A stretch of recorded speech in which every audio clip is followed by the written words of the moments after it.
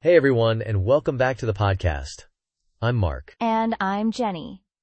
Today, we're diving into something that sounds straight out of science fiction but is becoming very, very real. Photonic time crystals. Oh man, this is where things get interesting.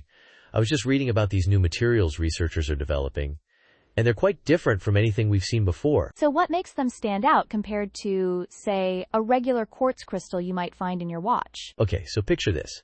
Traditional crystals have a structure that repeats in space, right? Like atoms all lined up in a repeating pattern in 3D. Photonic time crystals don't do that. Not spatially anyway. They're uniform in space. But their properties, like how they interact with light, those repeat over time. So it's like they're somehow flickering or oscillating in a way that impacts light? Yeah, precisely. Think of it less like a static, repeating pattern you'd look at under a microscope, and more like a repeating change times over time. And this temporal modulation, this rhythmic change, that's the key to what they can achieve. That's fascinating. But how does that time modulation translate into something we can actually use? Here's the clever part. Because their properties are changing over time in this very specific periodic way, it creates something unique called a momentum bandgap. Okay, hold up. Can we unpack that a little? Momentum bandgap? That sounds a bit dense.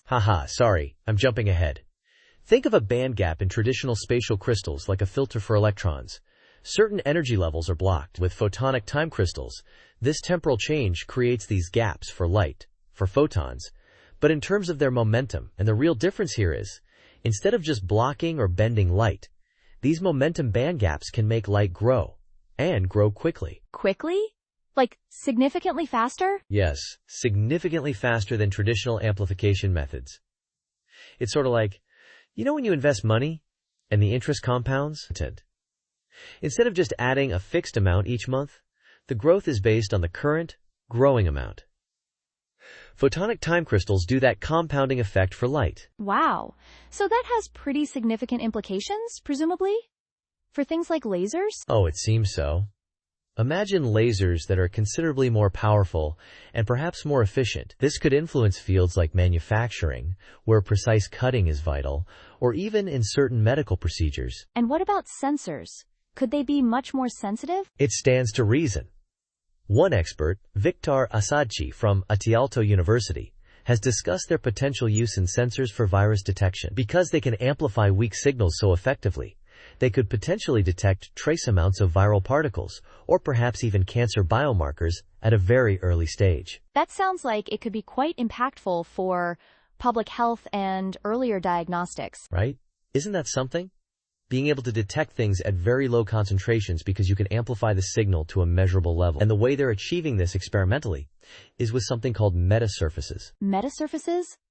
Are those like really thin engineered surfaces that manipulate light in specific ways? That's the idea.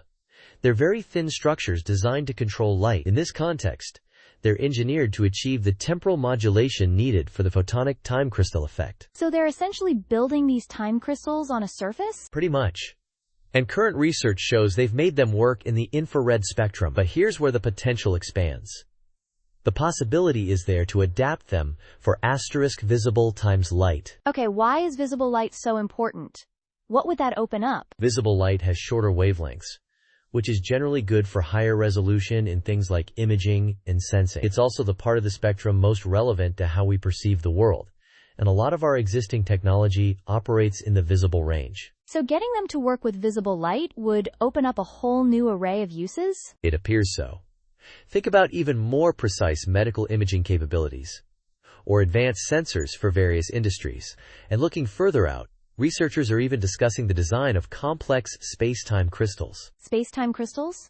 Okay, my brain is starting to envision things. What exactly would those enable? Well, these would combine both spatial and times temporal modulation, allowing for even greater control over how light behaves. It could lead to advanced optical devices with capabilities we may not even fully grasp yet. Like components for optical computers or instruments for ultra-high resolution observation? Potentially.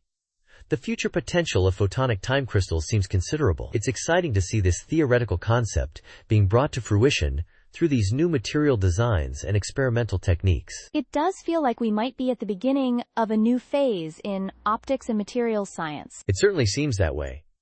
It's these kinds of fundamental insights and creations that can pave the way for many future technologies. Now, speaking of future, while this sounds promising, are there any potential challenges or downsides we should consider? That's a fair point, and one researchers and engineers would be considering. One question that comes up is the cost and practicality of fabricating these materials on a larger scale. Right now, the production involves complex techniques, which can be expensive and time-consuming. So, scaling up manufacturing could be an hurdle initially? That's possible. Of course, as with many new technologies, the cost often decreases as production methods improve and become more efficient. You see that in areas like renewable energy, for example. Okay.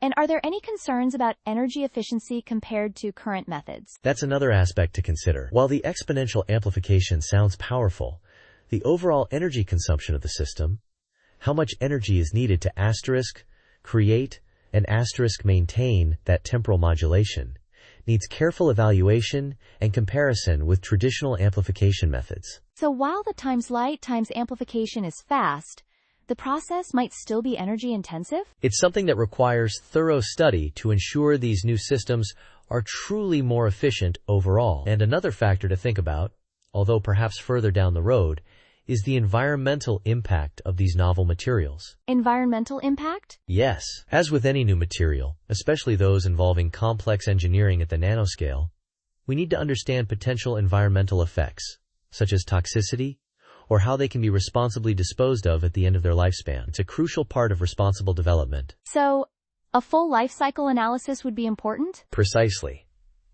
These are all considerations that researchers are likely factoring in as the technology develops. The potential benefits are significant, but addressing these practical, efficiency, and environmental questions is vital. It sounds like there's still a good deal of research and development work ahead. There is, but the progress being made in taking this from a theoretical concept to experimental demonstration is truly encouraging. Well, that was a really in-depth look at photonic time crystals, Mark. Thanks for breaking down such a complex topic and also bringing up some of the practical considerations. My sincere pleasure, Jenny. Always happy to delve into something with this kind of potential. And thanks to all of you for tuning in and spending some time with us. We'd love to hear your thoughts too. How do you envision photonic time crystals changing things? You can let us know on social media. Yes, find us online. And we'll be back next time with another exploration into the world of fascinating tech and materials science. Until then.